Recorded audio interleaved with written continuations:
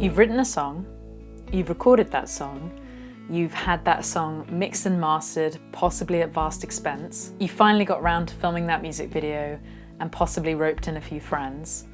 But what next? Some of the most well-known artists who are still producing work and touring today are also good at, guess what? Business. Yes, they might have a team to help them, but there is a lot you can do yourself nowadays. And that's exactly what I want to show you in this video, because it's the fourth and final part of my independent musician series brought to you by DistroKid. Business, advertising, marketing, PR, etc.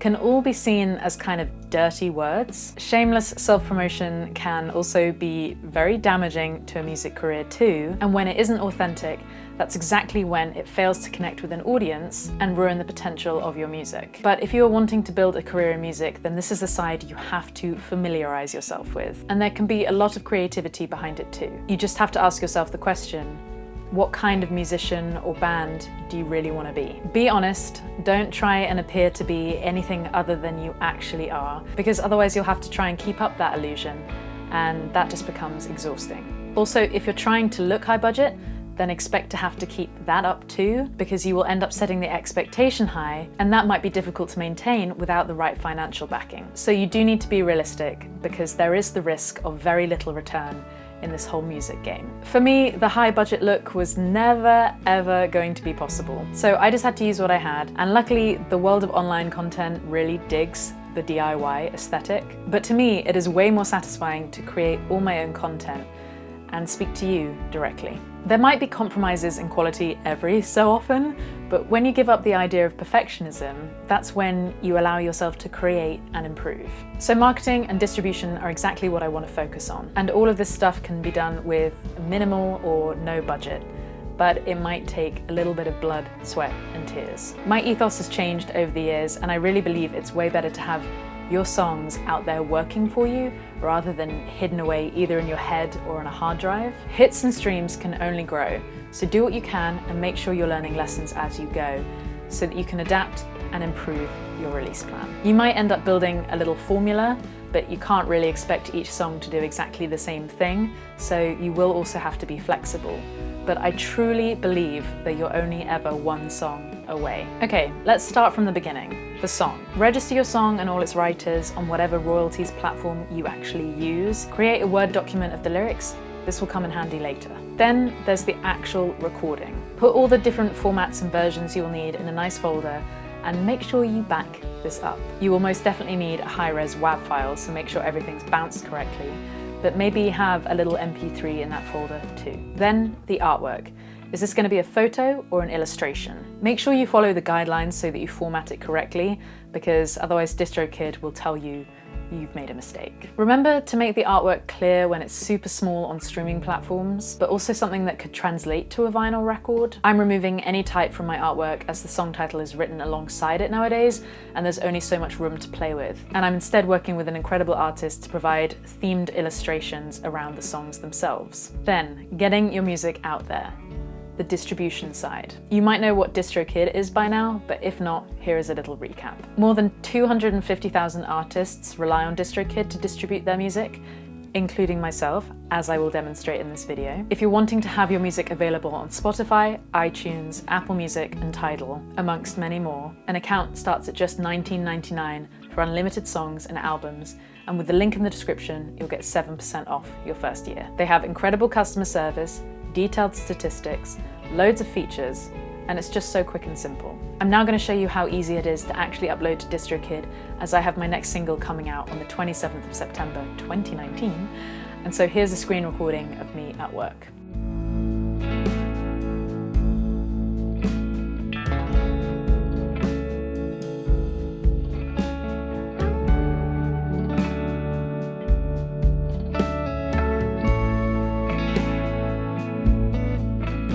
So now for all the content surrounding your release. Putting a song out on streaming services just isn't enough. And actually the coolest thing is that there's kind of been a reversal in the promotional period time limit. You don't need to build as much hype around the release as you used to.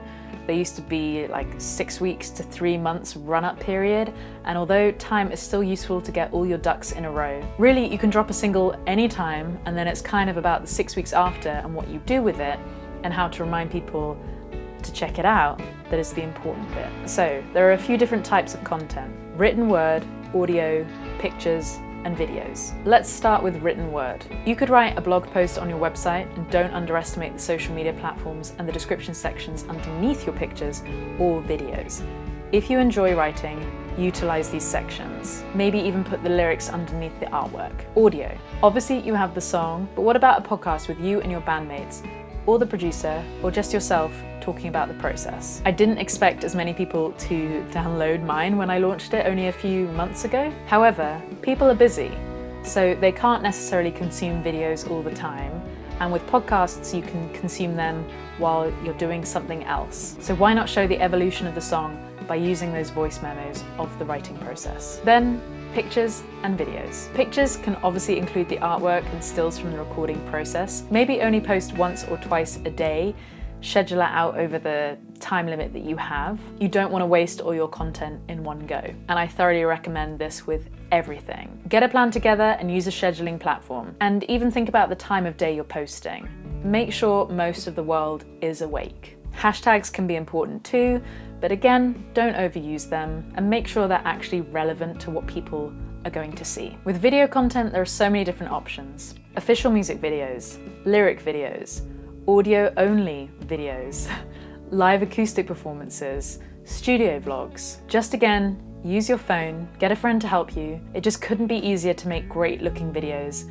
And then all you need to do is download some editing software, which actually there literally might be an app on your phone, and make sure you reformat the content for the platforms. Make sure you're actually making what the platform wants, because there are different requirements. I've mentioned platforms, so let's talk about them. The priority is the song. Remember to include either your hyperfollow link or the actual links to the streaming or downloading platforms. Don't ask people to search for it themselves. Make life simple and include it everywhere you can, and make sure those links aren't broken. I know it sounds like common sense, but we all make mistakes. Let's talk about my favorite platform, YouTube. This is obviously my main focus when it comes to platforms, and I cannot recommend it enough to musicians. No matter what genre of music you make, there is an audience waiting for you.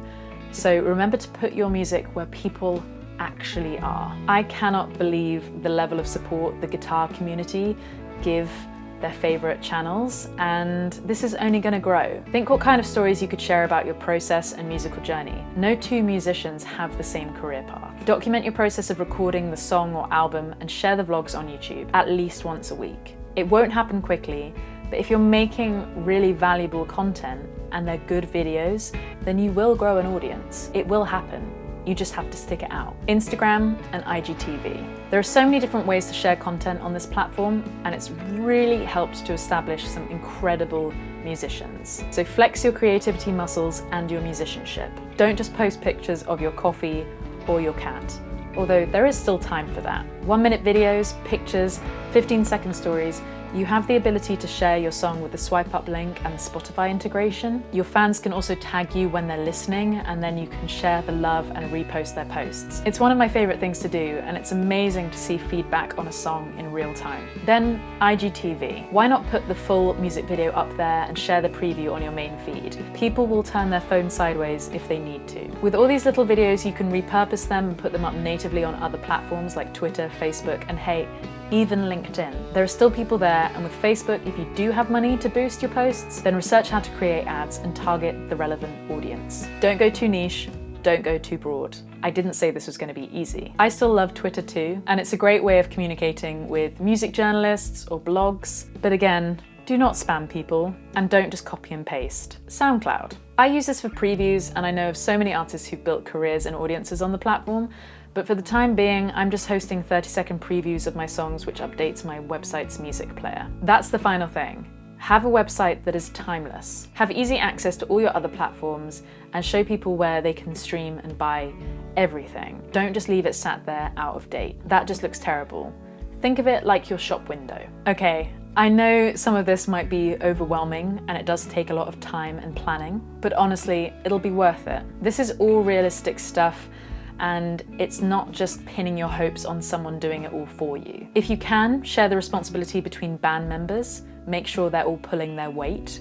But if you're alone, like me, then just create a checklist and play to your strengths. I enjoy making videos far more than I do writing essays, so I'm always going to lean that way, and that's always going to be my priority. But that doesn't mean that I don't attempt to do all the other stuff too, because you never know how your audience want to consume things. That is a wrap on this series. I just want to say a massive thank you to everyone that has watched it all the way through, and a huge, huge thank you to DistroKid for really making my life easier as an independent musician and building such an incredible distribution service. Be sure to check out the link below for that 7% discount off your first year. I really hope that this will persuade you to really think about the process behind releasing music. And if you're not releasing music yourself, maybe it'll make you appreciate all your favorite unsigned musicians who put in so much effort behind each single. If you haven't already, please give this video a thumbs up, subscribe to my channel,